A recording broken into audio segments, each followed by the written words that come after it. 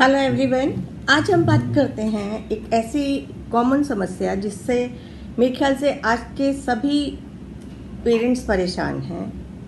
क्योंकि जो भी मेरे पास डिस्टेंस हीलिंग आती है या कुछ विषयों पे हमारी बातचीत चर्चा होती रहती है सेशंस में भी, कि आजकल के जितने भी बच्चे हैं, यंग बच्चे हैं, पढ़ने वाले बच्चे हैं, वो पेरेंट्स की बात नहीं मानते।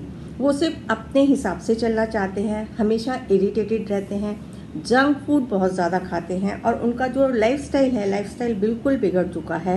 लेट नाइट पार्टीज़ करना, लेट नाइट घर आना, लेट नाइट सारे जो आपके जंक फूड और जितनी भी चीज़ें हैं वो, एंड अल्कोहल की तरफ भी जाना। सारी तरफ से देखिए, जो पेरेंट्स हैं, पेरेंट्स तो अपने बच्चों की तरफ से चिंता करेंगे ही अगर यदि बच्चे इस तरफ जा रहे हैं उनका। और छोटे बच्चे, टीनेज जो छोटे बच्चे हैं, वो बात पे गुस्सा करते हैं और गुस्सा इतना करते हैं, कई बार ऐसे बच्चे भी देखे गए हैं जो अपने को सुसाइड तक करने के लिए तैयार हो जाते हैं यदि उनको लगता है कि पेरेंट्स उनको बार बार टोक रहे हैं। तो आजकल पेरेंट्स तक इतना डरने लगे हैं बच्चों से कि वो बच्चों को समझाने के लिए या ये भी नहीं कहते कि आप ये काम क्यों कर रहे हो। मतलब बच्चों से एक तरह से पूछना भी उन लोगों के लिए लगता है कि हम बच्चे को कैसे कहें, कैसे समझाएं। उल्टा बच्चे पलट के जवाब देते हैं, मिसबिहेव करते हैं पेरेंट्स के साथ। तो ये एक कॉमन समस्या है।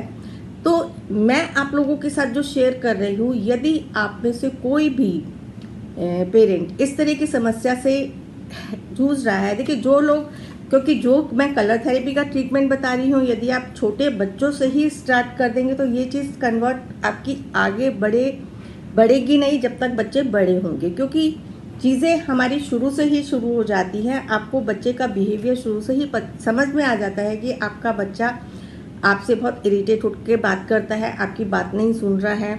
और जो एक पेरेंट्स एंड बच्चों के बीच में एक कम्युनिकेशन, एक लव अफेक्शन का जो एक पाथवे होता है वो नहीं है। और ज़्यादातर ये हम देखते हैं टीन एज के बच्चों में, क्योंकि उन्हें लगता है कि बाहर वाले जो हमको सलाह दे रहे हैं, उनके जो फ्रेंड्स सलाह दे रहे हैं, क्योंकि एनवायरनमेंट का बहुत इफेक्ट है इस समय पे सारे बच्चों के ऊपर। जब और बच्चे कर रहे हैं और यदि आप अपने बच्चों को ज़्यादा प्रेशराइज भी करते हैं या टोका टाकी ज़्यादा रखते हैं तो बच्चे घर में तो कुछ नहीं बोलेंगे, वो छुप के काम करते हैं। तो आज तो सिर्फ मैं एंगर के ऊपर और सैडनेस के ऊपर ही बता रही हूँ। यदि आपको लगता है बच्चा आपके उस दौर से गुजर रहा है और आप उसको कर सकते हैं तो उसके अंदर है। यदि आपका बच्चा बहुत ज़्यादा गुस्सा करता है, छोटा बच्चा ही है, फैल जाता है, छोटी बातों पे मानता ही नहीं है, और मतलब एक्सेस, इसको देखिए थोड़ी बहुत जिद में आप इसे अप्लाई ना करें। एक नॉर्मल बिहेवियर होता है बच्चे का, लेकिन एक होता है एक्सेस वाला, कि बच्चा कई बार देखा है कि बच्चा इतना रोता है अपनी सांस रोक लेगा, अपने आप को नीला कर लेगा, चीज़ें उठा के फेंकने लगेगा, अपने हाथ पैर पटकने लगेगा, या सामने वाले को कई बार बच्चे मारने भी लगते हैं। ये फ्रेंडशिप में या घर में किसी भी तरह की चीज़ हो सकती है। तो ये बहुत ही सिंपल सा ट्रीटमेंट है जो हमारी लिटिल फिंगर है। लिटिल फिंगर में आप सबसे ऊपर यहाँ टुवर्ड्स आउटसाइड, बाहर की तरफ ऊपर ब्राउन कलर लगाएंगे, एक ब्राउन डॉट लगाएंगे और एक नीचे की तरफ ब्राउन डॉट लगाएंगे। एक ऊपर और एक नीचे की तरफ ब्राउन डॉट लगाएंगे। वो मैं फिगर में भी आपको शो कर दूंगी कि इस प्रकार से आप लिटिल फिंगर पे ये करें। यदि आपको इसमें कंफ्यूजन लग रहा है तो पूरे नेल पे ही ब्राउन कलर कर दें, पूरे नेल पे ब्राउन कलर कर दें। अगर हाथ पे नहीं कर सकते हैं तो आप पैर पे करें, जिस टाइम पे बच्चा सो जाता है। तो आप दोनों पैरों की लिटिल फिंगर पे इस तरह से दोनों या तो पूरे नेल पे ब्राउन कलर कर दें या आप इस तरह के 2 डॉट्स लगाएं। यदि आपका बच्चा बहुत ज़्यादा गुस्सा करता है, इरिटेटेड रहता है, और यदि आपको लगता है आपका बच्चा बहुत सहमा चुप रहता है, उदास रहता है, उसको ये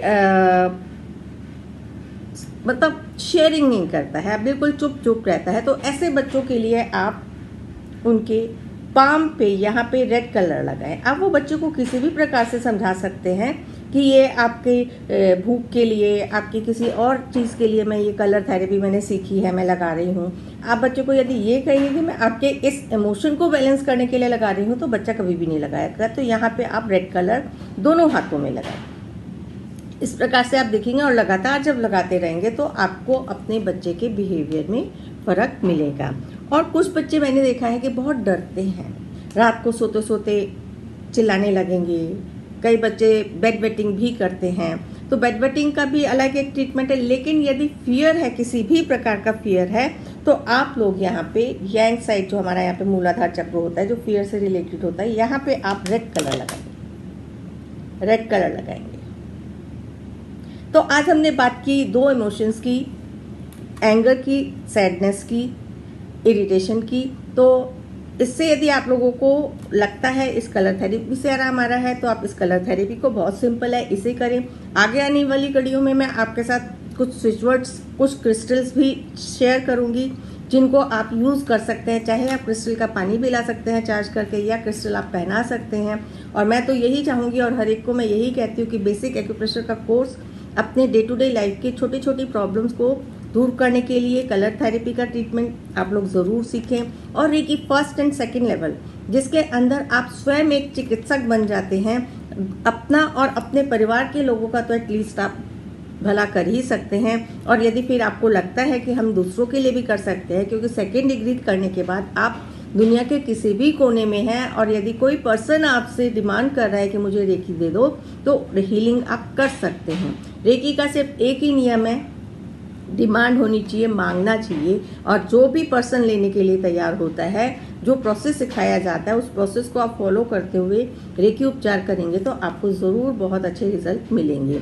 मेरी सजेशन यही है, क्योंकि ये as a healer and as a teacher मैं लोगों को सिखाती भी हूँ और गाइड भी करती हूँ। जो हमारे पास हीलिंग्स आती हैं, पूरी एक टीम है हमारी जो डिस्टेंस हीलिंग करती है, क्योंकि डिस्टेंस हीलिंग में हम लोग हमेशा ग्रुप हीलिंग करते हैं, जिससे के रिजल्ट्स हैं और एक पूरा प्रोसेस होता है। तो जो लोग इससे जुड़ना भी चाहता है, तो हमारे दिए गए नंबर पे कांटेक्ट कर सकता है। इसी के साथ हम अगली कड़ी में जुड़ेंगे। एंगर के ऊपर ही हम अभी बात करेंगे। एंगर में कलर थेरेपी बताई अभी मैंने आपको, फिर नंबर थेरेपी भी बताऊंगी, और उसके बाद हम क्रिस्टल को भी डिस्कस करेंगे। आगे पीछे जो भी वीडियो बन जाएगी आपको उस हिसाब से बना के मैं भेजूंगी, और उसको प्रयोग करके आप अपने फीडबैक हमारे को ज़रूर शेयर करें। Thank you.